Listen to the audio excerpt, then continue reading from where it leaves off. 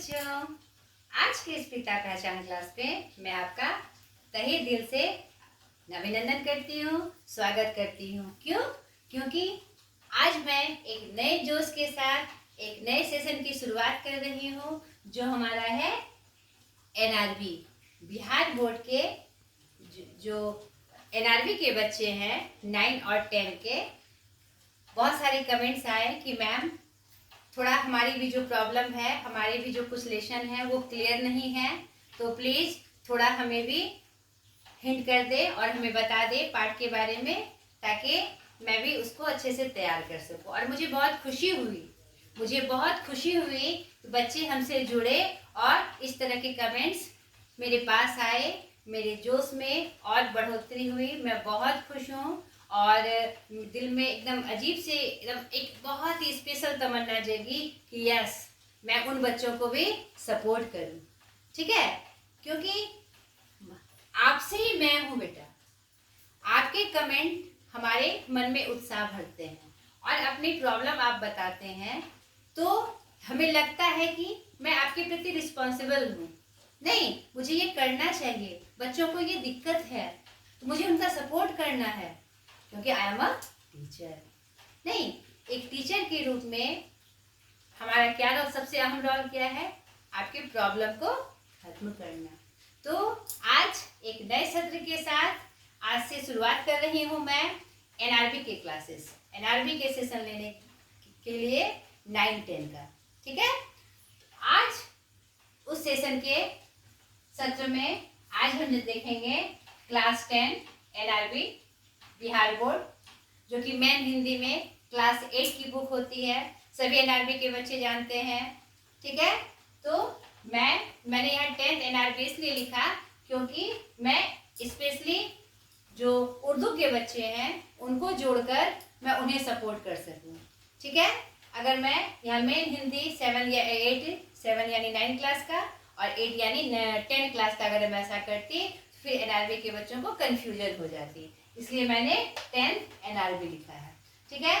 उस क्रम में किसलय भाग 3 किताब का नाम है, किसलय भाग 3, ये हमारे सामने है। बच्चे देख के समझ ही जाएंगे। आज पाठ 1 की चर्चा होगी, जिसका शीर्षक है तू जिंदा है तू। पंक्ति से ही देखिए कितना अच्छा परिचय मिल रहा है। तू जिंदा है तू और डॉट डॉट करके छोड़ दिया गया है। पहले हम जान लें कि इस चीज में मैं क्या आपको बताने जा रही हूँ। तो पहले कवि परिचय, कविता है ये, उसके बाद पाठ परिचय, आखिर इस पाठ से क्या संदेश, क्या जानकारी हमें प्राप्त हो रही है। ठीक है बच्चों? और इस कविता की व्याख्या, ये हिंदी में है तो बहुत ज्यादा दिक्कत हमें नहीं आएगी समझने में, इसकी व्याख्या करने में कि इसके अंदर क्या संदेश हमारे लिए निहित है। ठीक है? तो पहले मैं इनका परिचय दे दूं, फिर मैं पाठ परिचय के बारे में आपको बताऊंगी यह कविता किस संदर्भ में लिखी गई है, किस लिए लिखी गई है, आपके पाठ पुस्तक का यह हिस्सा क्यों बनी, आखिर कौन सा संदेश हमारे कवि जी आपको देना चाह रहे हैं।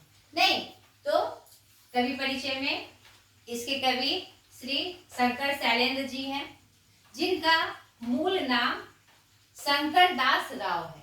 इन्होंने इस नाम से, शंकर शैलेंद्र के नाम से, उन्होंने गीतकार के रूप में नाम कमाया। सिनेमा और प्रगतिशील आंदोलन में उन्होंने इस नाम को जोड़ा, प्रयोग किया। ठीक है? उनका मूल नाम, असली नाम क्या था? शंकर दास राव। उनका जन्म 30 अगस्त 1930 को रावलपिंडी पंजाब में हुआ था। उनकी मृत्यु 14 दिसंबर 1966 को मुंबई महाराष्ट्र में हुई। पेशा हम जान ही रहे हैं, ये एक लोकप्रिय कवि हैं, ये गीतकार भी थे। इन्होंने सिनेमा में पटकथा का भी काम किया, गीत लिखने का भी काम किया और संगीत देने का भी काम किया, और ये प्रगतिशील आंदोलन के से संबंध है। ठीक है? ये प्रगतिशील आंदोलन क्या है पहले मैं ये आपको बता दूं, कुछ बच्चों को शायद पता ना हो। जब हमारा आधुनिक काल आया, तो आधुनिक काल में चरण बाय चरण, स्टेप बाय स्टेप बहुत सारी ऐसी धाराएं आई जिससे आज की हिंदी प्रमुखता से हमारे सामने है। नहीं, पहले नवजागरण काल आया। नवजागरण काल की कविता में हमने क्या देखा कि लोक भाषाओं की जो कविता थी उसका रूप परिवर्तन किया गया है और शुद्ध हिंदी के बढ़ने के क्रम में हम आगे बढ़ चुके हैं, जो कि हमारा भारतेंदु हरिश्चंद्र जी का था। द्वितीय में हम देखते हैं कि वह जो काल में जो कमियां थी, नवजागरण काल में जो कमियां थी, उसका सुधार हमने जागरण सुधार काल के नाम से किया, जिसके प्रमुख कवि कौन थे, किसके नाम से जागरण सुधार काल है? आचार्य महावीर प्रसाद द्विवेदी जी। नहीं, उसके बाद हम क्या देखते हैं, छायावाद का युग आया। छायावाद युग में फिर कैसी कैसी कविताएं लिखी गई।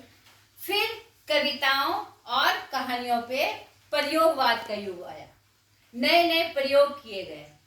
साहित्य क्या है? समाज का दर्पण है? नहीं, साहित्य में वही लिखा जाता है जो समाज देखना चाहता है और समाज में जो घटित हो रहा है। तो जैसे जैसे समय बदला, 1857 से जो जो हम आगे बढ़ने लगे तो हमारे समाज का स्वरूप बदला, उनकी आवश्यकताएं बदली, उनका रूप प्रतिरूप बदला, तो उसी के अनुसार हमारा साहित्य भी बदला, उसके रूप बदले, नए नए प्रयोग हमने शुरू किए कि उन सामाजिक बातों को कैसे जनता तक पहुंचाई जाए और कैसे उसकी भावना को समझाई जाए। नहीं, उसी क्रम में फिर हम आगे बढ़े तो प्रगतिशील धाराएं। प्रगतिशील मतलब कि हमें हिंदी में कितनी प्रगति हमने प्राप्त की। नहीं, नवजागरण काल से जो सफर शुरू हुआ था वह प्रगतिशील धारा के रूप में हम चरम पे था, हिंदी का जो रूप था वह चरम पे था। ये हमारे शंकर शैलेंद्र जी जो थे इसी प्रगतिशील धारा से, यानी आधुनिक युग के एक सशक्त धारा से जुड़े हुए थे। ठीक है, तो यहाँ पर प्रगतिशील धारा का जो रूप परिवर्तन हुआ उसमें क्या है कि यह दर्शाया गया, मतलब कि जितने भी कवि लेखक हुए, जितने भी साहित्यकार हुए, उन्होंने हमें हमारी पहचान करवाई कि हम कौन हैं, उससे हमारी पहचान कराई। और समाज में जो समसामयिक घटनाएं होती थी, हाशिए पे लोग जो जीवन जीते थे, जैसे मजदूर वर्ग, गरीब वर्ग, उसको उकेरा गया, क्योंकि सामाजिक जो समस्याएं थी अगर वह जनता तक ना पहुंचे, वह लोगों तक ना पहुंचे, तो फिर हमारा जो रूप है, आगे बढ़ने की जो हमारी गति है, वह सही रूप से नहीं हो पाएगी, क्योंकि प्रगति एक साथ होती है, किसी को छोड़ छोड़ के नहीं। तो इस प्रगतिशील धारा में वैसे रूप को सामने लाया गया जो छिपित रूप से था, दबा हुआ था, डरा हुआ था, उसको उकेरा गया और अपनी पहचान कराई गई कि हम क्या हैं। तो उसी क्रम में यह कविता एक बहुत ही फेमस कविता के रूप में शंकर शैलेंद्र जी की आई। ठीक है, तू जिंदा है तू, इसका बहुत जगह गान भी हुआ है, बहुत सारे कवि सम्मेलन में इसको गान के रूप में गाया गया। ठीक है, फिल्म उद्योग में भी इनका बहुत जोर शोर से प्रचार हुआ, इसको प्रमुखता दी गई। इनके और उनकी जो और प्रमुख कविता है तू जिंदा है तो है ही, जो सबके मुंह पे है, आज भी इसको लोग भूल नहीं पाए हैं।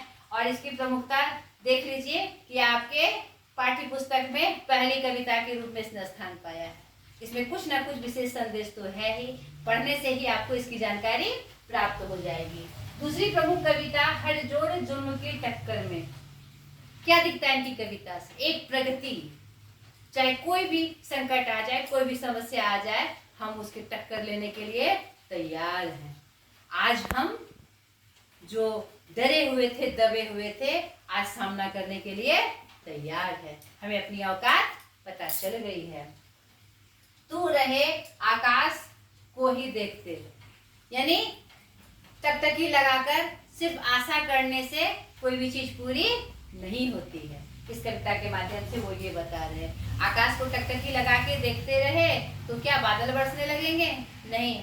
आकाश को टकटकी लगा के देखे तो क्या सारे काम पूरे होने लगेंगे? नहीं। तो उस तरफ कवि ने इशारा किया कि हमें कर्म करना पड़ता है, किसी भी अंजाम तक पहुंचने के लिए, किसी भी एम तक पहुंचने के लिए, किसी भी लक्ष्य तक पहुंचने के लिए हमें क्या करना पड़ता है? काम करना पड़ता है, नहीं, परिश्रम करना पड़ता है, एकजुट होकर आगे बढ़ना पड़ता है, तभी हमें मंजिल प्राप्त होती है। कल हमारा है, यह एक उत्साह भरने का, इस शब्द से ही उत्साह आ जाता है, नहीं कि आज चाहे हमारी स्थितियां जैसी भी हो, आज भले हम विकासशील पथ पे हो, लेकिन एक समय आएगा जो हमारा होगा। कैसे होगा? हमारी मेहनत से, हमारी लगन से, हमारी तरक्की से, हमारी अच्छी सोच से, हमारे मानवता से, हमारे व्यवहार से।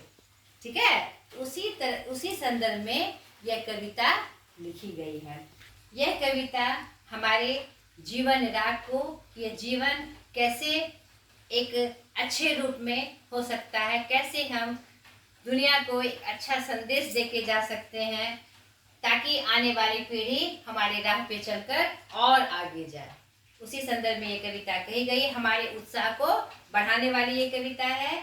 और दुखदायी पलों को, दुख सबके सामने आता है, बहुत सारे दुख होते हैं, बहुत सारे कष्ट होते हैं, उन दुख को भुलाते हुए हमें राह पे चल के राह को सुलभ बनाना है, ताकि आने वाली पीछे की जो पीढ़ियां होगी वह सीधे तरीके से बढ़ जाए और तरक्की के आसमान को छुए। ठीक है, देखते हैं कविता की पंक्तियों से और कितना उत्साह हमें प्राप्त होता है। तू जिंदा है तो जिंदगी की जीत पर यकीन कर, अगर कहीं है स्वर्ग तो उतार ला जमीन पर। क्या कह रहे हैं कवि? क्या कह रहे हैं? अगर तू जिंदा है तो जीत पर यकीन कर। यानी कितनी बड़ी बात कह दी कवि ने। नहीं, अगर हमारे अंदर जीवन है तो हम कुछ भी जीत सकते हैं, किसी भी लक्ष्य को प्राप्त कर सकते हैं, और हम स्वर्ग को भी धरती पर ला सकते हैं। यानी क्या इंद्रदेव के स्वर्ग को उठा के यहाँ ले आएंगे? नहीं, धरती को भी, जो हमारी धरा है, इस पृथ्वी को भी हम स्वर्ग जैसा सुंदर बना दें, तो दूसरे स्वर्ग को पे जाने की क्या आवश्यकता है? यानी अगर हमारे अंदर क्षमता है, हम मानव हैं, हमारे अंदर वो योग्यता है कि हम अपनी धरती को ही क्या बना दे? स्वर्ग बना दे। अगर कहीं है स्वर्ग तो उतार ला जमीन पे, कहने का मतलब है इस धरती को ही क्या बना दे? हम स्वर्ग बना दे। आगे की देखिए, ये गम के और 4 दिन, सितम के और 4 दिन। बड़े अच्छे से वो हमारे उत्साह को बढ़ा रहे हैं। ये जो दुख के दिन है ना, 4 दिन के हैं। कोई भी हम पे सितम करता है वो 4 दिन का होता है। ये दिन तो गुजर ही जाएंगे, ये दिन भी जाएंगे गुजर, गुजर गए 1000 दिन। उतने बड़े बड़े कष्ट हमने सह लिए, गुलामी सह ली, कितने हमने यातनाएं झेल ली, तो ये दिन क्या है? ये जो थोड़ा बहुत कष्ट है, जो हम में जो कमियां हो रही है, हमारे समाज में जो कमियां है, ये तो खत्म होने ही हैं, ये खत्म होंगे। कभी तो होगी इस चमन पे बहार की नजर। निश्चित रूप से अगर हमारे अंदर विश्वास है तो इस धरती रूपी जो बाग है उस पे क्या होगा? चमन। चमन मतलब चारों तरफ हरियाली ही हरियाली होगी, यानी खुशहाली ही खुशहाली है। अगर कहीं है स्वर्ग तो उतार ला जमीन पर। कहीं अगर स्वर्ग की कल्पना की जाती है तो इसी धरा को स्वर्ग बनाना है, हर तरह से यहाँ खुशहाली और हरियाली लानी है।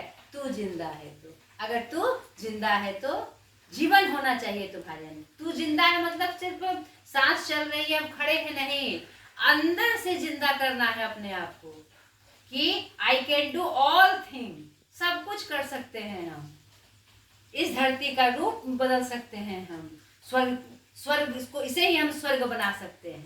ठीक है, आगे पंक्तियां देखिए। सुबह और शाम के रंग हुए गगन को चूम कर, तू सुन जमीन गा रही है कब से झूम झूम कर। तू आ मेरा सिंगार कर, तू आ मुझे हसीन कर, अगर कहीं है स्वर्ग तो उतार ला जमीन पर। कितनी अच्छी पंक्तियां, सुन के एक उत्साह मन में आ रहा है। सुबह और शाम तुम्हारे स्वागत के लिए खड़ी है, नहीं, गगन को चूम चूम कर कह रही है कि सुन कौन सा राग गा रहा है। अब तैयार है धरती खूबसूरत होने के लिए, तुम्हारे अथक प्रयास से यह और भी खूबसूरत होने के लिए तैयार है। तू श्रृंगार कर, हर तरह से मेरा श्रृंगार कर मुझे हसीन बना दे। कहीं स्वर्ग की कल्पना है उसे इसी धरती पर उतार कर ले आ, इस धरती को ही क्या कर स्वर्ग बना दे। ठीक है, आगे देखिए।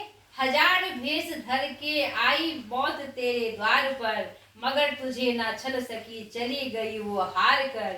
नई सुबह के संग सदा तुझे मिली नई उम्र, अगर कहीं है स्वर्ग तो उतार ला जमीन पर। कितने सारे दुख, यहाँ पर मौत मतलब कितने सारे कष्ट, कितने सारे दुख एक मौत के तरह ही आकर वो उसने क्या किया, तुम्हें डराने की कोशिश की। अलग अलग भेष में आई, बहुत सारे नरसंहार हुए, उत्पात हुए। अब इतिहास का आप देखिए पलट के, तो इस आज़ादी को पाने के लिए, इस स्थान तक पहुंचने के लिए हमने कितनी कुर्बानियां देखी है। नहीं, वही कह रहा है, भेष बदल बदल कर मौत हमारे सामने आई, मगर तुझे ना छल सकी, तुमने अपने बलबूते उसे हरा दिया। नहीं, और जीत के पथ में आगे बढ़ते रहे। अगर जीत के पथ में ना बढ़ते तो फिर आज तक यहाँ तक हम नहीं पहुँचते। उसी उत्साह को याद दिलाया जा रहा है। आखिर उस स्थान से, उस आदि मानव से आज स्थिति में हम कैसे पहुँचे। अगर हम परिश्रम ना करते, अथक प्रयास ना करते, आगे ना बढ़ते तो यहाँ तक हम नहीं पहुँचते। वही उत्साह हमारे अंदर हमारे कवि जी भर रहे हैं। नई सुबह के संग सदा तुझे मिले नई उम्र। हर सुबह क्या होता है, एक नई मंजिल की तरफ बढ़ने का रास्ता होता है। तो बीते हुए रात को हम नहीं देखेंगे, हम आने वाली सुबह को देखेंगे। हम क्या नया कर सकते हैं, हम कैसे और अच्छा कर सकते हैं। इस उम्मीद के साथ, इस उत्साह के साथ हमें आगे बढ़ते जाना है। ठीक है, हमारे कारवां को मंजिलों का इंतजार है, ये आंधियां ये बिजलियों की पीठ पर सवार है। तू आ कदम मिला के चल, चलेंगे एक साथ हम, अगर कहीं है स्वर्ग तो उतार ला जमीन पर, तू जिंदा है तू। ये देखिए, कविताएं पढ़ के ही मेरे अंदर जोश आ गई। नहीं, लग रहा है कि मैं एकदम रणभूमि में हूँ, और कोई समस्या आएगी तो उसे मैं काट छांट के हटा दूंगी, खत्म कर दूंगी, और आगे अपने लक्ष्य पे बढ़ जाऊंगी। पंक्ति के माध्यम से हमारे कारवां को मंजिलों का इंतजार है। नहीं, ये जो कारवां हर तरफ से जा रहा है, झुंड जो जा रहा है, उसे कहाँ का इंतजार है, मंजिल तक पहुंचने का। हमारी मंजिल क्या है, एक समृद्ध भारत बनाना, एक समृद्ध विश्व बनाना। नहीं तो उस पथ पे आज हम मंगलयान तक चले गए ना, ये हमारी प्रगति का क्या है, सूचक है। तो हमारा कारवां इंतजार कर रहा है, झुंड का झुंड इंतजार कर रहा है, कहाँ, उस मंजिल तक पहुंचने के लिए, उस विकसित पथ तक पहुंचने के लिए इंतजार कर रहे हैं। और किस पे सवार है, वो आंधियों और बिजलियों पे सवार है। वो धीमी गति से नहीं चल रहे हैं, वो आंधी के रूप में चल रहे हैं, बिजली से कड़क रहे हैं, ताकि सब तक उनका संदेश पहुंच जाए। वो पूरे जोश में है, पूरे उत्साह में है, और ऐसा करने पे ही हम अपनी मंजिल को पा सकते हैं। उसी के प्रति हमें कवि अट्रैक्ट कर रहा है, आकर्षित कर रहा है। नहीं कि देखो हम क्या हैं, कैसे हम पहुंच के अपनी मंजिल को पा सकते हैं। तू आ कदम मिला के चल, चलेंगे एक साथ हम। आओ, आज कारवां क्या कर रहा है, हर कोई तुम्हारे साथ है, कुछ अच्छा करने के लिए, कुछ अच्छे चीज पे पहुंचने के लिए, मंजिल पे पहुंचने के लिए सब साथ साथ चलेंगे तो वो मंजिल हमें जरूर प्राप्त होगी। तो यहाँ पर इशारा किया जा रहा है, एक साथ उठकर हमें किसी चीज के लिए प्रयास करना चाहिए, और वो सफलता हमें अवश्य मिलेगी। नहीं, एक उत्साह का संचार कभी हमारे अंदर कर रहे हैं। जमी की पेट में पली अगन, पले हैं जल जले, टिके न टिक सकेंगे भूख रोग के स्वराज ये। मुसीबतों के सर कुचल, चलेंगे एक साथ हम, अगर कहीं है स्वर्ग तो उतार ला जमीन पर। आज हम उस चीज के लिए तैयार। आज कहीं भूखमरी नहीं होगी, अब कहीं पेट में आग नहीं लगेगी। पेट में लगी अगर मतलब कहीं अब भूखमरी नहीं होगी, भूखे नहीं मरेंगे लोग हैं। हमारे अंदर एक जलजला उठ गया, एक तूफान उठ गया, एक आग उठ गया है। किसके लिए, चाहे कोई भी प्रकार की समस्या आएगी हम उसे हटा देंगे, मिटा देंगे। टिके न टिक सकेंगे भूख रोग के स्वराज ये। आज कहीं कोई भूखा नहीं रहेगा, स्वराज में कहीं कोई भूखा नहीं रहेगा। आज हम उसके लिए तैयार हैं। इतनी सारी तकनीक पैदा क्यों की गई? ताकि हमें हमें अनाज मिलता रहे, हमारे लोगों को अनाज प्राप्त होता रहे। आज हम तैयार हैं और भी उस पथ पे आगे बढ़ने के लिए कि कोई भूखे ना मरे, कोई नंगे ना रहे, सबको बस नसीब हो जो हमारी आवश्यकता है, मूलभूत आवश्यकता है, भोजन, वस्त्र और आवास, वो सबको प्राप्त हो। इसके लिए हम दृढ़ निश्चय कर चुके हैं और उत्साह के साथ हम आगे बढ़ रहे हैं। मुसीबतों के सर कुचल चलेंगे एक साथ, कोई भी मुसीबत आए एक साथ खड़ा होकर हम क्या करेंगे, उसे कुचल देंगे और आगे बढ़ेंगे। अगर कहीं है स्वर्ग तो उतार ला जमीन पर, कहीं स्वर्ग है तो इस धरती पे दिखेगा वो, यहाँ उतार ला, इस धरती को स्वर्ग बना दे। कभी हमें संबोधित करते हुए, हम युवाओं को संबोधित करते हुए, आगे वाली पीढ़ियों को संबोधित करते हुए एक नए उत्साह का संचार कर रहे हैं। नहीं, आपको भी सुनकर लग रहा होगा वाह, एकदम एक जोश सा आ गया। नहीं, ये एक अच्छे कवि की निशानी है कि उनकी पंक्तियां हमारे अंदर कैसे रस और उत्साह भरती है। अंतिम की पंक्तियां, बुरी है आग पेट की, बुरे हैं दिल के दाग ये, ना दब सकेंगे एक दिन बनेंगे इनकलाब ये, गिरेंगे जुल्म के महल बनेंगे फिर नवीन घर, अगर कहीं है स्वर्ग तो उतार ला जमीन पर। इस पंक्ति के माध्यम से कवि इशारा कर रहे हैं ये पेट की आग जो है बहुत बुरी है। हमारा जो बीता हुआ इतिहास है उसने बहुत सारे कष्ट दिए हैं, बहुत से अमिट दाग हमारे अंदर दिए हैं, लेकिन अब वह धीरे धीरे धूमिल हो जाएंगे, मिट जाएंगे, खत्म हो जाएंगे, ना दब सकेंगे एक दिन बनेंगे इनकलाब। नहीं, यानी कि यहाँ पर इशारा किया जा रहा है कि जो यातनाएं हमने गुलामी में झेली है उसके दाग धूमिल होंगे, लेकिन वो दबे हैं जो इस तरह दबे हैं, लगता है कि वो सारी बातें हमें याद आ जाती, हमने कितने कष्ट सहे, लेकिन उसके ऊपर क्या होगा, इनकलाब। इनकलाब का नारा होगा कि हम जीतेंगे, स्वराज हमारा है, देश हमारा है, गिरेंगे जुल्म के महल। अब जितने भी जुल्म होते थे वह क्या होंगे, ध्वस्त हो जाएंगे, गिर जाएंगे, खत्म हो जाएंगे, बनेंगे फिर नवीन घर। अब जो ये नया घर बनेगा वह किसका होगा, जुल्म का नहीं होगा, खुशहाली का होगा। चारों तरफ क्या होगी, खुशियां होंगी, राग होंगे, प्रेम होगा, स्नेह होगा, अब जुल्म नहीं होगा। ऐसा हमें करना है, ऐसा समाज हमें बनाना है, ऐसा देश हमें बनाना है। ठीक है, अगर कहीं है स्वर्ग तो उतार ला जमीन पर। नहीं, अब हमें इतनी शक्तियाँ आ गई है, अब हम इतने मजबूत संकल्प के साथ खड़े हैं कि चाहे कुछ भी हो, इस धरती को हमें क्या बनाना है, स्वर्ग बनाना है। स्वर्ग बनाने का मतलब क्या है बच्चों, कि हर तरह से यहाँ पर सुख सुविधा हर एक नागरिक को प्राप्त करानी है। हर एक बच्चा पढ़े, हर कोई भूखे ना रहे, सबके जिस्म पे कपड़े हो, नहीं सबके मतलब सर पे छत हो, यानी घर हो। ठीक है, ऐसा समाज बनाना है, ऐसा देश बनाना है, और इस धरती को क्या बना देना है, स्वर्ग बना देना है।